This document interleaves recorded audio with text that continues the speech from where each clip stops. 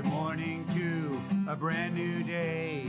Time to learn and games to play. Learning things is so much fun. Learning is good for everyone.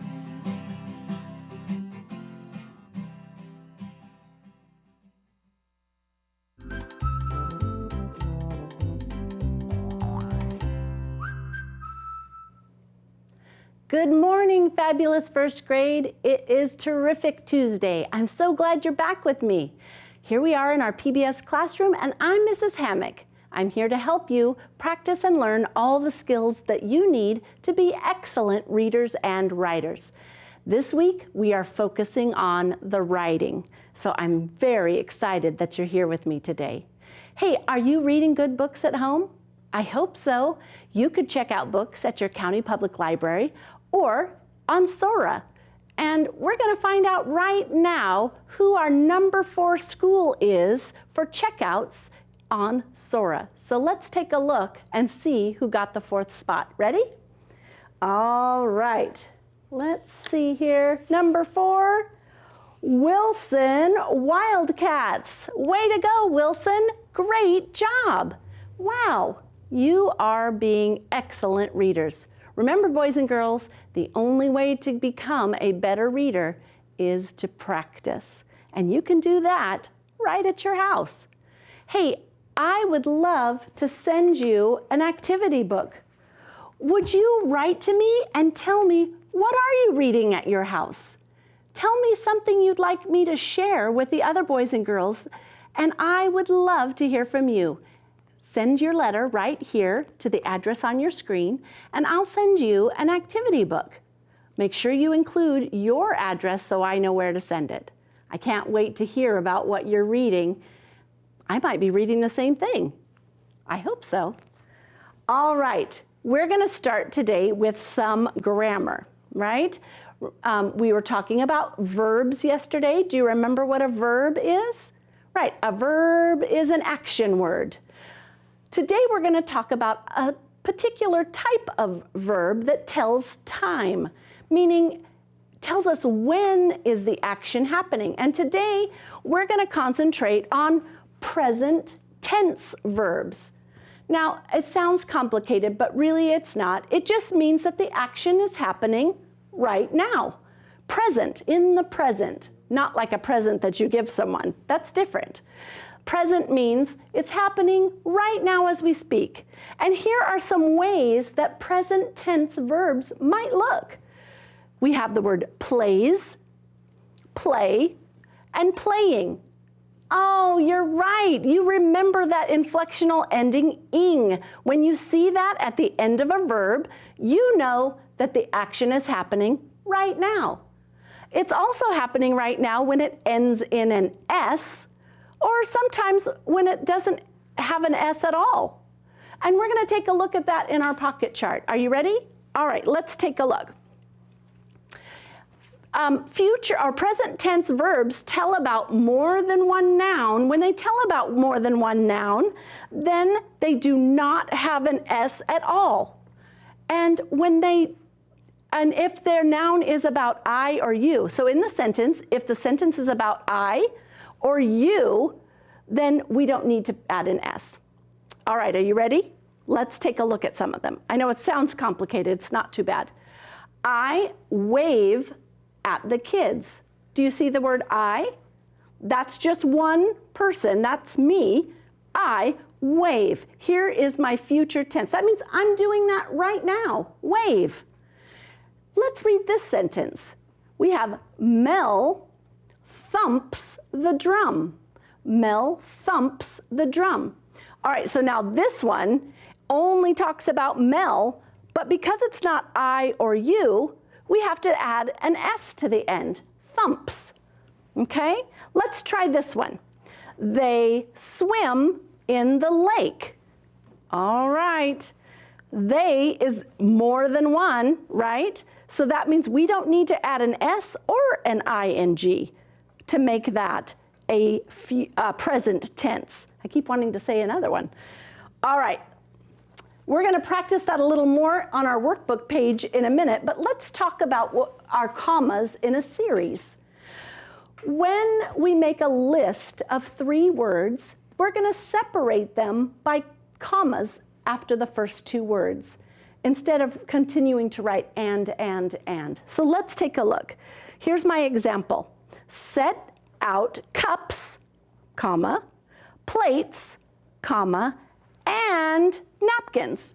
The and can sometimes be a signal to you that we're making a list because we had 2 things, then we have the word and another thing. So let's take a look at this sentence. We can read, write, and talk about books. Did you hear 3 things that we could do? Right. We can read, comma, write, comma, and talk about books. Good job. Ray will grip, hit, and dodge the ball. He's going to do 3 things, right? He's going to hit or grip, comma, hit, comma, and dodge the ball. How'd you do? All right, good job. Let's take a look at what that might look like if we're doing some practice in a workbook page. Here we have, let me move this back here so it doesn't fall. Here we have present tense, tell about action that happens now. Add s or ing to most verbs to form the present tense. All right, so read each sentence and circle the present tense verb you find. Mom swims in the lake. All right, what is the action? What is mom doing? Right, she swims. And when is she doing that? Well, the sentence tells us right now. Anne liked the game. Is she liking the game right now? No, remember that ed means it already happened. So we have to be careful when we're looking. Remember, we're just looking for verbs that are happening right now. Let's read this one. Dad is napping in the sun. Oh, look, there's that inflectional ending, ing, that we learned about. It means it's happening right now. How about this one? Ike saved his snack. No, you're right. That's not it. It would have to say, Ike saves his snack, right? How about this one? The cat plays with the ball. Right. The cat's playing with the ball right now. All right, let's try some commas in a series. When you write 3 words in a list, put a comma after the first 2 words. We like to run, swim, and skate for fun. You ready? We like to run, comma, swim, comma, and skate for fun. Good. Let's do the next one. The cat, dog, and bunny belong to me. The cat, comma, dog, comma, and bunny belong to me. Great job.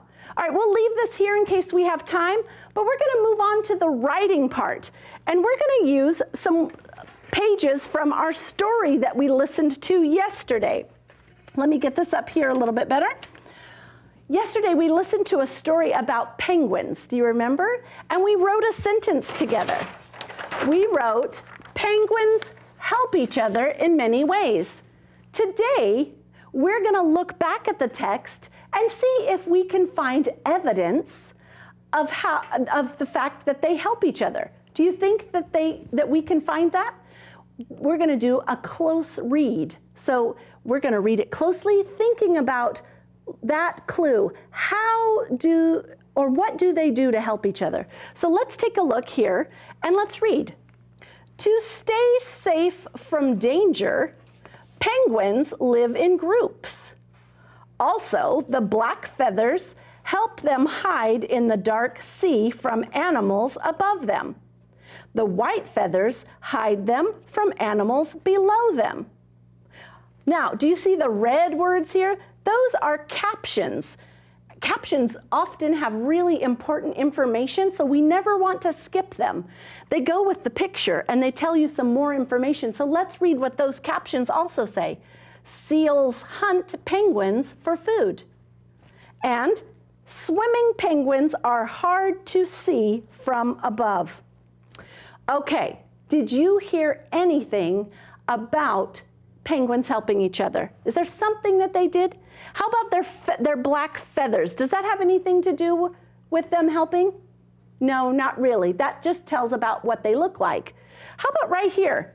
To stay safe from danger, penguins live in groups. That's helping each other, right? They're living in groups to stay safe. So we're going to write our next sentence in our story that helps us with our idea that penguins help each other in many ways. So let's think, how can we say, we can't copy it right from the book because those are someone else's words. We're going to use the information and put it in our own words. All right, so help me think. To stay safe from danger, penguins live in groups. What could we say?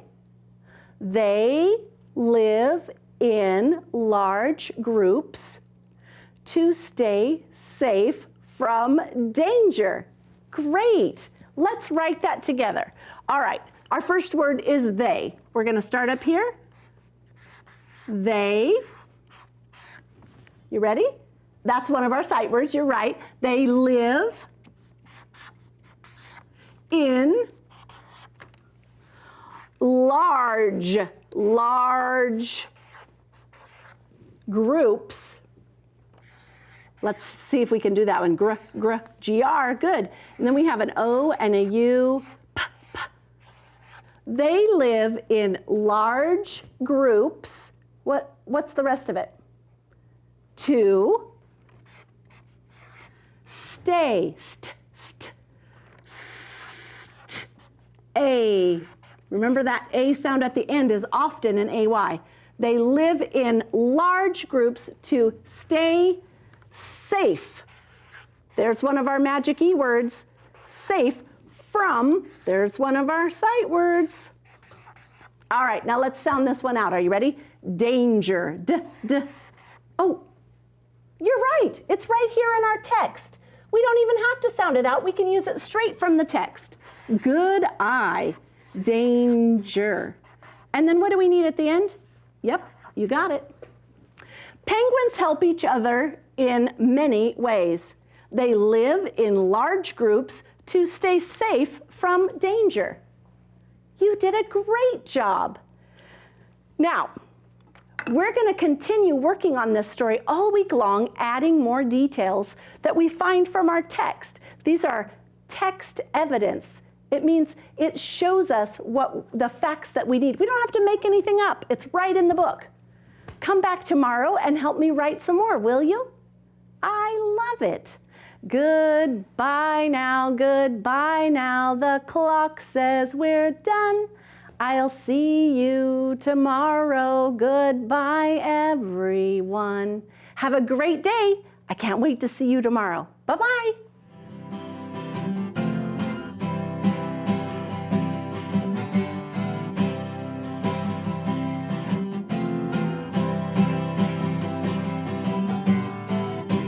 Good morning to a brand new day. Time to learn and games to play. Learning things is so much fun. Learning is good for everyone.